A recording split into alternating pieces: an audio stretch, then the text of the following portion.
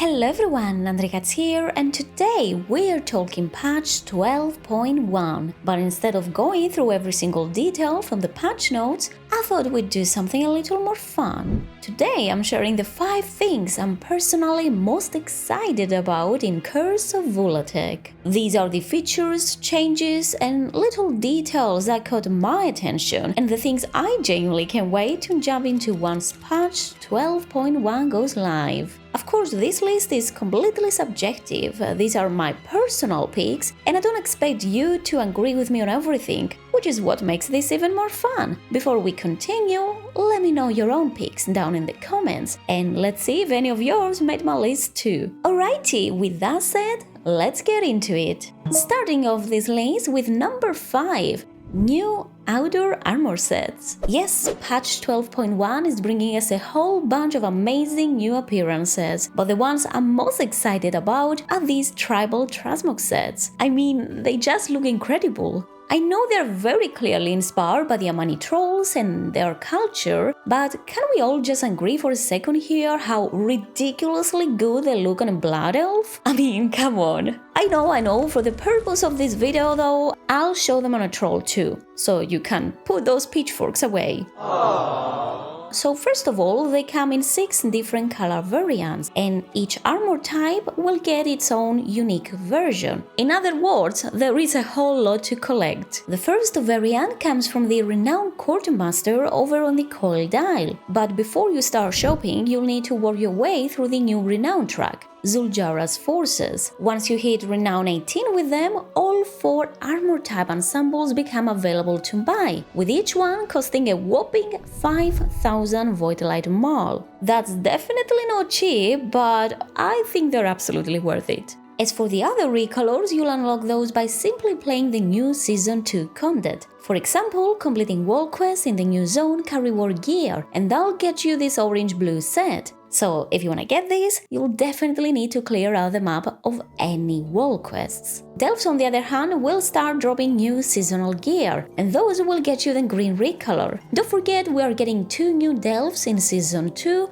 both located in the new zone. One is the Naldor Isle and the other one is the Ring of Glory. Dungeons in Season 2 will also have their own appearance, giving you this bluish purple variant. You will see that some pieces drop from the new dungeon called Altar of Fangs. Although I'm not sure if you can get the whole set from this specific dungeon, maybe some pieces will drop from other dungeons, but I guess we'll have to do a bit of research once the patch goes live. Then there is the Violet recolor, which comes from Prey. Prey is getting a Season 2 refresh with new targets to hunt, including targets in the new zone, new affixes to deal with, and more weekly hunts available. You learn gear by taking down your prey targets, gradually unlocking the appearance over time. And finally, we have the PvP appearance, the Aspirant and Wormod set, which has more of a greenish blue color scheme. Now you have 2 ways of unlocking this. You can either buy the Aspirant gear with Honor from the Honor Quartermaster in Silvermoon, or you can unlock the Wormod appearance by spending bloody tokens at the Wormod vendor.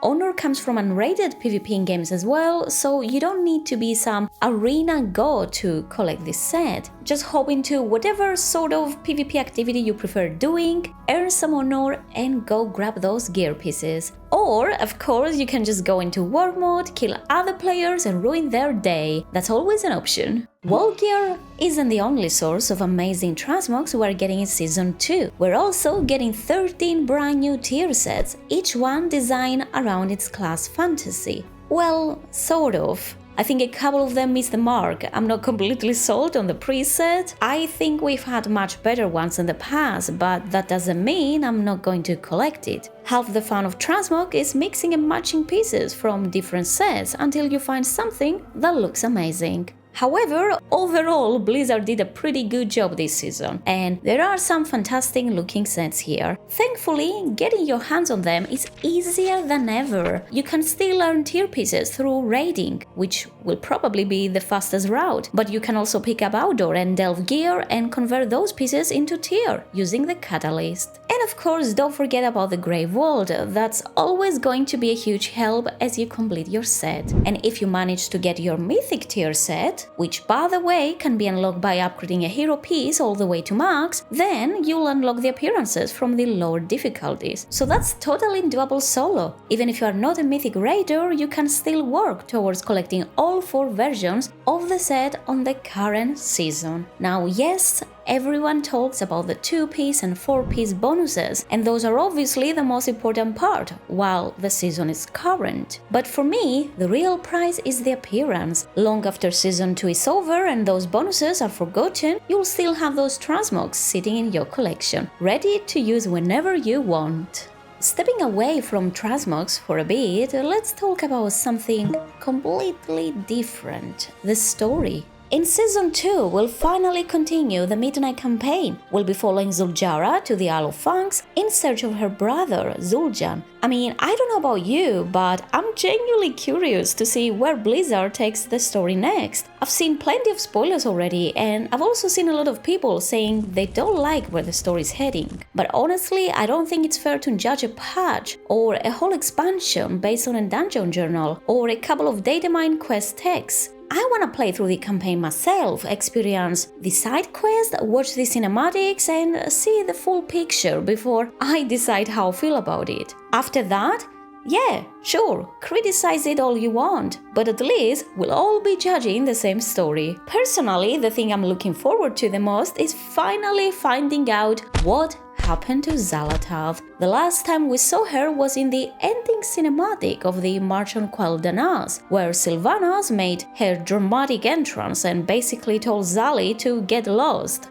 And just like that, Xali disappeared into that massive voidy beam alongside her devouring host, before it suddenly shut down. Since then, we've been busy. We cleansed the Dark Well and restored it into the Dawn Well with the help of the elves and their offerings. We pushed back the Naga, dealt with the void incursions across Azeroth, uncovered who was really behind them, and even traveled to other worlds to cut the snake off at its source. But even after everything we've done, Xal'atath's story is far from over. In fact, one could say her true invasion is only just beginning as she makes her way down towards the heart of the world. Those aren't actually my words, by the way. They come from a stay while I listen conversation between Grand Magister Romath and Magister Umbric. In the aftermath of the March on Quel'Danas raid, Umbric raises his concerns about thousands upon thousands of void monstrosities that travel through the Dark Well, all heading deep underground. And as we saw in the cinematic, Xal'atath followed them. In response to that, Romath asks the question that's been stuck in my head ever since. What could Xal'atath be seeking at the heart of the world? And honestly, I can't wait to find out. Patch 12.1 might not give us all the answers, but it should give us a few more pieces of the puzzle. First of all, and without giving away any huge spoilers, we have a new weekly quest from Verissa, where she tasks us with collecting 100 fading void whispers, remnants of the void that can be acquired through killing rares, completing delves, dungeons, and other seasonal activities. Now, whether these actually give us any clues about Xal'atath's whereabouts, I'm not entirely sure yet, but one thing is certain: the hunt continues, and sooner or later we're going to find out what she's been planning. Alongside this, we'll also have a new questline with our buddy Arador. We'll be joining him once again as he deals with the aftermath of the recent events, the loss of his parents for the second time, and the consequences of everything that's happened, while also investigating the resurgence of the Twilight's Blade as we continue the search for Xal'atath. I haven't played through the questline myself, so I don't know exactly where it leads, but I truly don't believe we'll get the full answer about Xal'atath just yet. If anything, this feels like another step in the bigger mystery, potentially setting the stage for where the story goes in patch 12.2. And that's what makes it truly exciting. Every tiny clue gets us one step closer to figuring out what Xali is really after. And while we are on the topic of the story, I also noticed the addition of some familiar faces around Silvermoon. Yep, Gamon is apparently just hanging around the city now. He's standing right next to the catalyst, so you cannot miss him. And for some reason, he seems to be terrifying a poor kid. I, Gamon, will... Honestly, if I was that kid and Gamon walked up to me, I'd probably cry too. So yeah, Gamon actually has some very interesting things to say, and this are exactly the kinds of little details I love. They don't affect gameplay at all, but they make the city feel alive. They remind you that these characters actually exist in the world outside of cutscenes and cinematics, with their own personalities, their own stories, and their own little moments happening around us. But that's not the only familiar face I stumble upon. Zakan is there as well, our favorite young troll from BFA. You know, this guy, our beloved Zappy boy. I'm sure there are plenty more familiar faces hiding around the city that I simply haven't found yet. And exploring Silvermoon to find them all is probably going to be one of the first things I do once the patch goes live. And speaking of making Azeroth feel more alive, let's talk about making our own little piece of Azeroth feel more alive. Our houses. Because number 2 is housing. Now honestly, we are getting some amazing updates. First of all, we can finally place pets both indoors and outdoors. And yes, I'm absolutely filling my bedroom with cats. Or you know, my library with cat cars. To do that, you'll need to go and pick up pet beds from the new housing shop. Place them wherever you like, assign your favorite pets to them, and voila! You have pets in your house. The best part? They don't just stand there, you can have them roaming. They'll wander around, jump onto your bed, sit on your chairs, and make your house feel genuinely alive. Aside from that, we're also getting 18 new artisanal rooms, basically templates that you can simply place down and decorate however you like. If you've ever struggled with designing rooms from scratch, these are an amazing starting point. If I had to choose one style, I'd probably go with the Silvermoon one. I know, shocking, right? What can I say? I'm a blood elf through and through. The warm colors, the red and gold details, and that massive love study with the custom ramp. Oh, absolutely gorgeous. But you know what? I don't want to ignore the Belameth rooms either, because those are stunning in their own way. They have a much dreamier atmosphere with a beautiful moonlight shining through. I know Night Elf fans watching this are probably screaming right now. But hey, do you like orcs or humans? We're getting orc and human inspired rooms as well, so I'm really excited to experiment with all of those different styles. Whether you want a grand hall, a council room, yeah, you got it. Well, I mean, you have to go and buy the plan first from the general contractor in your neighborhood, then you need to edit your floor plan and place down those rooms. And that's it. Then the only thing that's left is to just add your own personal touches. Honestly, I could make an entire video just about these new housing updates. And I probably will. So yeah, expect me to disappear into my house for a while once the patch launches. But eventually, even I will have to leave my cozy little home, because number 1 is waiting outside, and there is no way I'm skipping that. Number 1, a brand new zone to explore. The fog has been lifted from the island east of Zul'Aman, and now we can finally fly there and explore the entire region. And yeah, I think this is a really nice and much needed change of scenery. We've been surrounded by the purpley void theme for quite some time now, like since patch 11.2, so I'm excited, yes, to step away from that for a moment and explore something completely different. Yes, we are still dealing with danger, but now it's more green landscapes, forests and swamps, and even some very interesting venomous pools full of acid.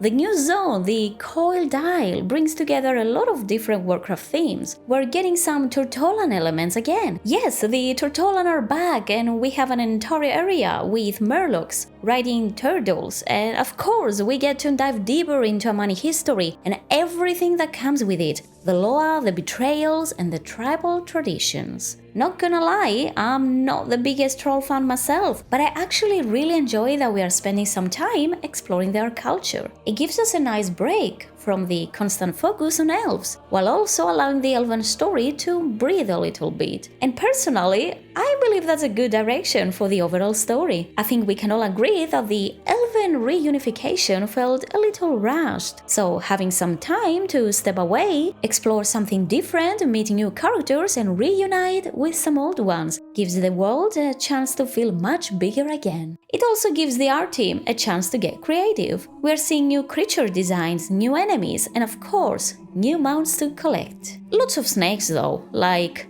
a lot of them. But that's not where it ends. We can also go deeper underground into the vaults of Ula'tek, where clearly we find even more snakes. And sure, it's not like Undermine, where the reveal was a bigger surprise. We already knew this Hall of Fangs was coming. Even before the expansion launch, if you play through the beta, the Zul'Aman campaign was already pointing us towards the broken bridge and the fog that was beyond it. But that, of course, doesn't make it any less exciting. For me, it's about putting all the pieces together, seeing how the story unfolds and discovering what Blizzard has hidden throughout the zone. And that's my list. Those are the 5 things I'm personally most excited about in patch 12.1. But now I want to hear from you. What are you looking forward to the most? Is it the story, the transmogs, housing, the new zone, or something I didn't mention? Maybe it's the seasonal grind for you, getting stronger, pushing your limits and seeing how far you can go in PvE or PvP content. So yeah, let me know down in the comments. As always, thank you so much for sticking around until the very end, and make sure to drop a like if you have found this video helpful. Don't forget to subscribe for more WoW coverage and hit the bell to stay updated. It's completely free and it really helps me out. If you're feeling extra generous, you can check out the other ways to support the channel in the description. But honestly, just being here until the very end and feeding the algorithm helps more than you think. So seriously, thank you. Good luck with whatever you're doing, and I'll see you all in the next one. Bye!